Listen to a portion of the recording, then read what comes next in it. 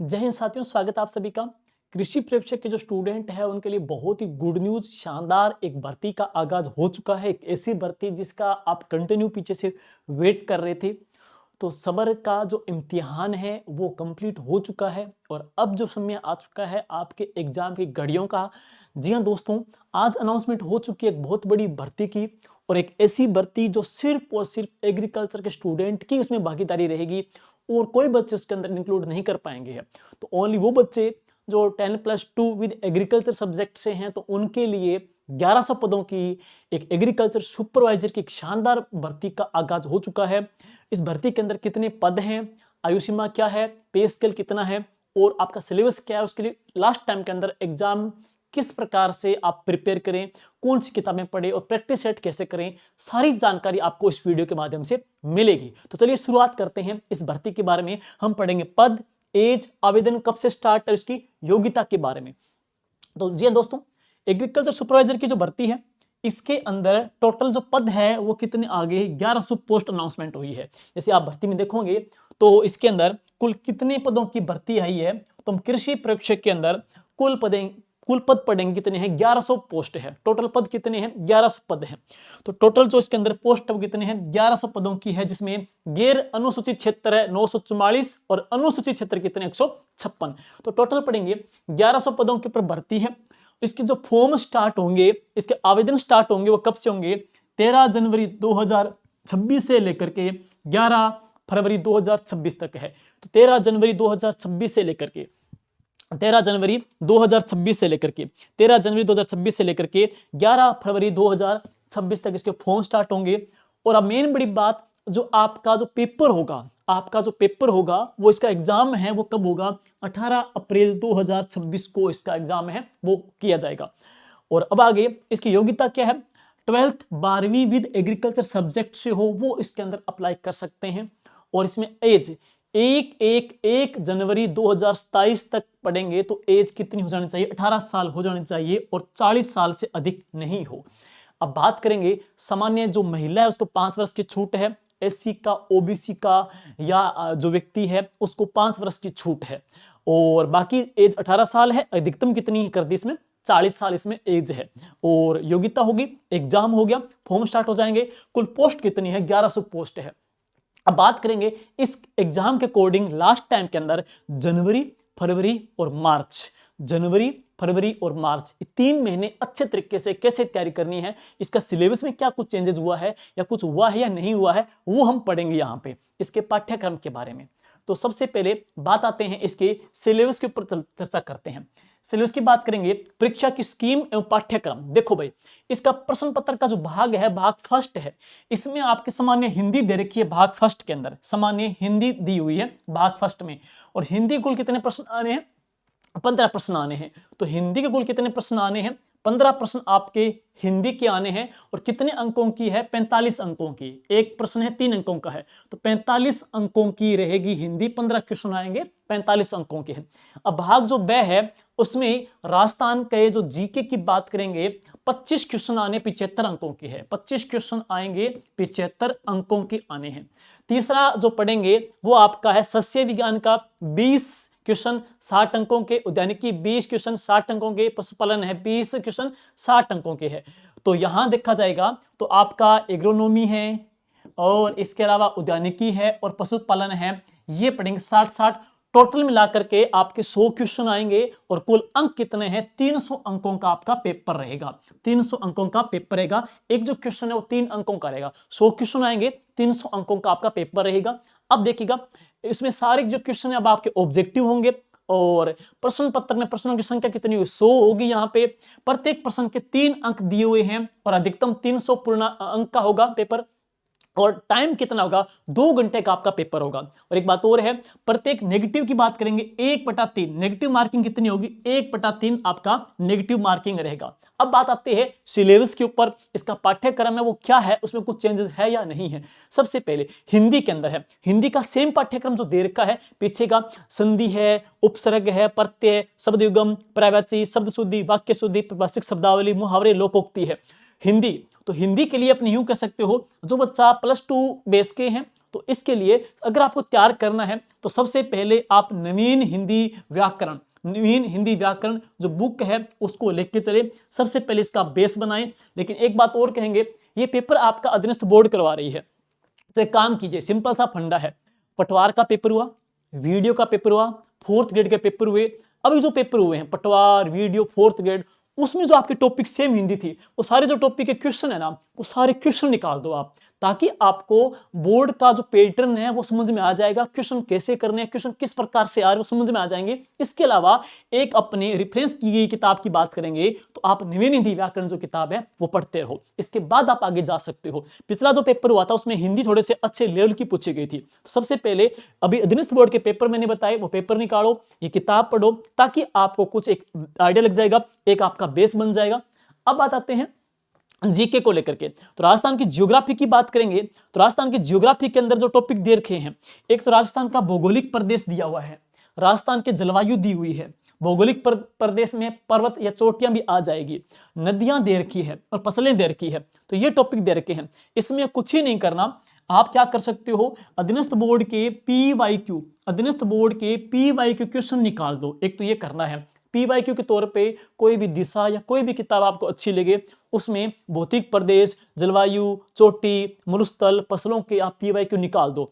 और इसके अलावा एक कोई भी किताब पढ़ सकते हो, 4 टॉपिक है, ये 4 टॉपिक के वन लाइनर है ना। अभी क्या करूंगा, जीके विद राकेश जंग जो टेलीग्राम चैनल है वहां पे इन 4 टॉपिक के पटवार, वीडियो, 4th ग्रेड, पशु परिचरण जो टॉपिक पूछे गए हैं, प्रत्येक के टॉपिक वाइज जो क्वेश्चन की पीडीएफ आपको हम प्रोवाइड करवा देंगे, बस वो क्वेश्चन निकाल देना। बाकी थ्योरी के लिए इसमें नोट्स भी डाले हुए हैं और अपलोड कर देंगे अपने।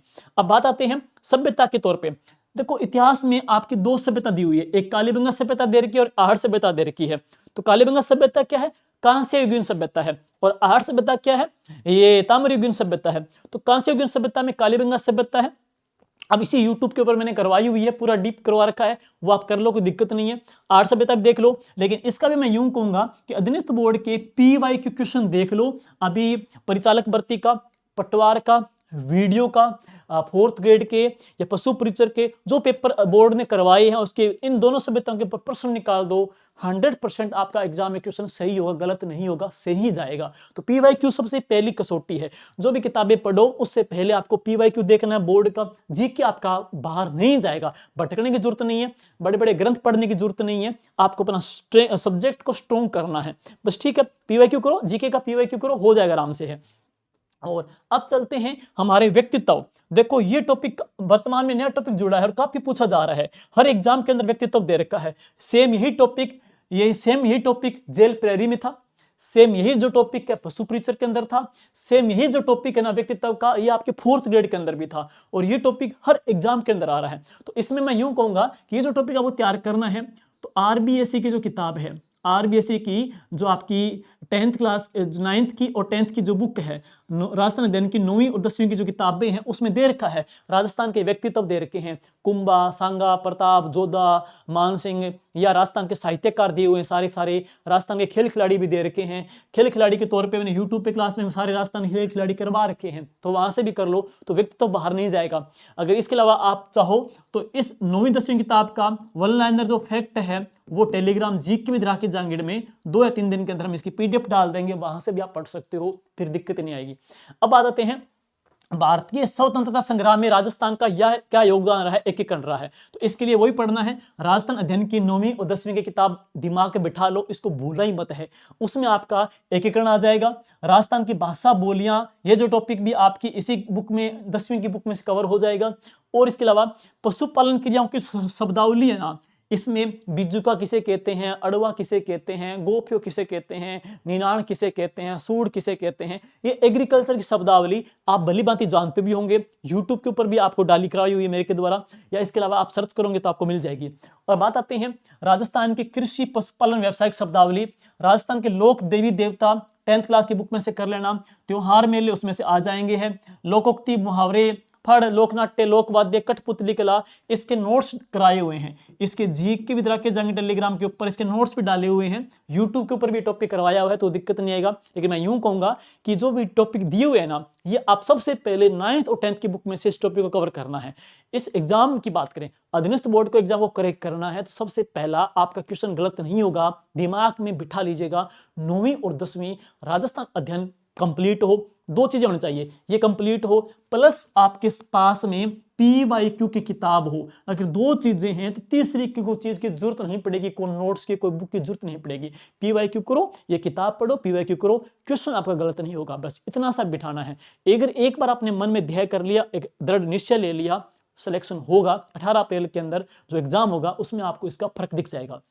और विभिन्न जातियां जनजातियां, तो इसके कंप्लीट टॉपिक है, ये तो इस किताब में भी नहीं मिलेगा मुझे पता है। तो ये जनजाति जो टॉपिक है, ये भी मेरा डाला हुआ है, जीके विद्रा के जंग टेलीग्राम के ऊपर डाला हुआ है, वहां पे सर्च करोगे तो टॉपिक मिल जाएगा। यूट्यूब पे भी करवा रखा है। ये आपको 10th क्लास की बुक में मिलेगा, वेशभूषा आभूषण का। राजस्थान की चित्रकला हस्तकला, ये 10वीं की बुक में मिल जाएगा। स्थापत्य कला 10वीं की बुक में मिल जाएगा। रीति रिवाज प्रथाएं, ये बुक में भी है, और इसके टेलीग्राम पे नोट्स भी डाले पड़े, बहुत अच्छे तरीके से है। और राजस्थान के धार्मिक, ऐतिहासिक और पर्यटन स्थल, ये राजस्थान अध्ययन की 10वीं की बुक के अंदर है। तो सारा मैटर जो है ना इसके अंदर, जनजाति को छोड़ करके इतना, बाकी सारा जो मैटर आपको इसके अंदर मिलेगा वो 9वीं और 10वीं की बुक के अंदर कंप्लीट हो जाएगा। इसके अलावा यूट्यूब के ऊपर भी शॉर्ट इसके ऊपर क्लासें कराई हुई है, वहां से कर लो और फिर आप इसकी PYQ निकाल दो, फिर दिक्कत नहीं आएगी। अब एग्रीकल्चर का है, तो एग्रीकल्चर का सस्य विज्ञान के ये सेम टॉपिक दे रखे हैं। सस्य विज्ञान तो एग्रीकल्चर के टीचर अच्छे प्रकार से एक्सप्लेन कर सकते हैं। और अब बात करेंगे उद्यानिकी, हॉर्टिकल्चर आ गया आपका, और आपका एनिमल आ गया, पशुपालन आ गया। इन तीनों के अंदर है, तो तीनों का है। पिछला मैं पेपर देखूं, पिछले पेपर की मैं कंपेयर करूं, तो पिछले पेपर के अंदर देखो क्वेश्चन तो वहां पे 100 आए थे, लेकिन क्वेश्चन वहां पे आए थे ना, तो पेपर वहां पे लेंथी आया था। मतलब वहां पे प्रत्येक क्वेश्चन के अंदर क्या है, सुमेलित कीजिए, सही कथन कौन सा है, असत्य कथन कौन सा है, संगत असंगत सुमेलित कीजिए, ऐसे क्वेश्चन दिए गए थे। इसलिए बच्चा को पढ़ा सारा का है, लेकिन अब मेन बात है ना कि और जो बच्चा होता है, सीटी का बच्चा, पटवार वीडियो का, तो वो हर एग्जाम देता रहता है, तो उसकी प्रैक्टिस, पेपर को मैनेज करने की, टाइम मैनेजमेंट करने की स्किल अपने आप आ जाती है। चूंकि आपका एग्रीकल्चर सेक्टर का बच्चा है, वो एग्जाम एक ही देता है, को 2-3 साल से एक ही भर्ती आती है, तो आप में क्या प्रैक्टिस का अभाव होता है, तो क्वेश्चन अगर ऐसे आ जाएंगे तो आपको टाइम लेगा। इसलिए मैं यूं कहूंगा, सारा टॉपिक कोई भी किताब से आप पढ़ रहे हो, किसी भी टीचर से पढ़ रहे हो, तो अब समय लास्ट के टाइम के अंदर आप क्या करोगे, पर पाठ्यक्रम करने के बाद में आप एक टेस्ट सीरीज ज्वाइन करना। टेस्ट सीरीज के अंदर आपको टास्क मिलेगा, टेस्ट सीरीज के अंदर टास्क मिलेगा, 100 क्वेश्चन दिए जाएंगे, 100 क्वेश्चन में टॉपिक दिए जाएंगे। उस टॉपिक के अंदर क्वेश्चन वर्तमान के पैटर्न के अकॉर्डिंग दिया हो, सुमेलित है, असुमेलित कौन सा है, संगत असंगत कौन सा है, ताकि आपको वहां पे टाइम लगे, तो वहां पे टाइम मैनेजमेंट करना सीख जाओगे, और इससे वहां पे मेन एग्जाम के अंदर आप में कॉन्फिडेंस भी आएगा, आप टाइम मैनेजमेंट करना भी बहुत अच्छे तरीके से सीख जाओगे। इसलिए अच्छे से टेस्ट सीरीज भी ज्वाइन करना, ताकि पढ़ सभी ने लिया है, बच्चे तकरीबन 1 साल से तैयारी करते आ रहे हैं, क्योंकि अनाउंसमेंट पहले हो चुका था, तो आपने सारा सिलेबस कर लिया, PYQ निकालो, अच्छी ऑथेंटिक किताब पढ़ ली होगी आपने। अब लास्ट टाइम में टेस्ट के माध्यम से स्वयं का आकलन करना बहुत जरूरी है, ताकि पेपर उस प्रकार का आ रहा है, आजकल पेपर का लेवल भी अच्छा आ रहा है, ताकि उस लेवल को आप अच्छे प्रकार से भली भांति पहले सीख जाओ। यहाँ पे है, और ये आपका एनिमल का 20 इनका आना है। और इसके अलावा अच्छे ऑथेंटिक क्वेश्चन भी जो आए, और आजकल क्या NCERT की 11वीं और 12वीं की किताब से हूबहू प्रश्न वहां से बन रहे हैं, तो ऑथेंटिक किताब भी पढ़ो। 11वीं 12वीं की किताब भी आपको तैयार करनी एग्रीकल्चर की, जिसमें पशुपालन हो, उद्यानिकी हो, आपका एग्रोनॉमी हो। और अब बात आती है इसके बाद में, इसके एग्जाम का मैंने बता ही दिया। और अब देखो टेस्ट सीरीज की बात करेंगे, और एक बात करेंगे, अब आपने पढ़ लिया है, तो आपके लिए शाब्दी पब्लिकेशन के द्वारा आपकी प्रैक्टिस के लिए एक नया वरदान आया है। वरदान क्या है, एग्रीकल्चर सुपरवाइजर के लिए, जैसे सुबह ही हमने इसकी घोषणा की थी, आज भर्ती आ गई है, तो इसके लिए आपके लिए 15 मॉडल पेपर का एक सेट है, वो हफ्ते में आपके पास मार्केट में मिल जाएगा। आपको 15 मॉडल पेपर का 15 मॉडल पेपर का पूरा सेट मिल जाएगा, जिसमें 15 मॉडल पेपर होंगे, उसमें जीके है, हिंदी है, और आपका एग्रीकल्चर का पार्ट रहेगा, 100 क्वेश्चन का है। और 1500 plus golden agriculture one liner fact है। तो एग्रीकल्चर के जो मेन फैक्ट है, जो एग्जाम में एनसीईआरटी से मेन फैक्ट बनते हैं, वन लाइनर फैक्ट बनते हैं, वो उसके अंदर है। इसके अंदर है आपके वन लाइनर फैक्ट के तौर पे एक यहाँ पे बुक इसमें ऐड कर दी गई है। और ये एग्जाम ओरिएंटेड क्वेश्चन है। पीछे आपका डब्ल्यू एग्जाम के अंदर या एग्रीकल्चर सुपरवाइजर एग्जाम के अंदर या 11वीं 12वीं एग्जाम के अंदर जो मेन की पॉइंट बनते हैं, वो सारे की पॉइंट इसके अंदर ऐड कर दिए गए हैं। तो इसके माध्यम से साथ में आपको क्या है, फ्री ओमार दी जाएगी, ताकि प्रत्येक मॉडल पेपर आप ओमार पे करो तो आप में सिली मिस्टेक न हो, कॉन्फिडेंस आए, पूरा टाइम मैनेजमेंट करना अच्छे से सीख जाऊं। तो ये चीजें आप में कॉन्फिडेंस को लेकर के आएगी और आप देखोगे तो आप में खुद को प्राउड फील होगा कि अच्छा कर रहे हैं, बेस्ट कर रहे हैं। पेपर करोगे तो आप में आत्मविश्वास भी आएगा। और अब एक बात और है, इसके अलावा topic wise test series on करनी है तो आप जी के विद्रा के जाएंगे, आज अपना इसी वीडियो के अंदर आपको ऐप का लिंक मिल जाएगा। उस ऐप पर जाकर के आप एग्रीकल्चर सुपरवाइजर की टास्क आधारित टेस्ट सीरीज ऑनलाइन ले सकते हो, जिसमें कुल 16 टेस्ट हैं।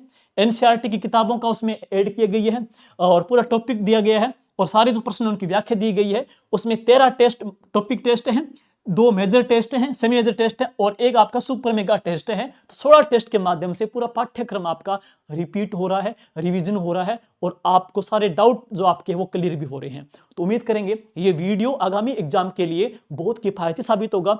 देखो 2026 के अंदर अगर आप अच्छे तरीके से एक पूरी स्ट्रेटजी लेकर के, पूरा एक माइंड सेट करके अगर आप पूरा जुटोगे, भटकाव की स्थिति में नहीं होंगे, तो मान के चलिएगा 2026 के अंदर है आप कृषि प्रेक्षक एग्रीकल्चर सुपरवाइजर है बन के निकलोगे है। तो इसके लिए जरूरत है एक माइंडसेट की, एक विजन की, अच्छे से अभी से भूमिगत होना पड़ेगा। 18 अप्रैल जिस दिन एग्जाम दोगे उस दिन देखना कि अगर आपने अच्छे से तैयारी की है, पूरा आपका विजन क्लियर है, तो ऐसी कोई बाधा नहीं आएगी जो आपको रोक सकेंगे। 2026 आपके सपनों को पूरा करें, इसी आशा और उम्मीद के साथ में थैंक यू। जय हिंद, जय भारत।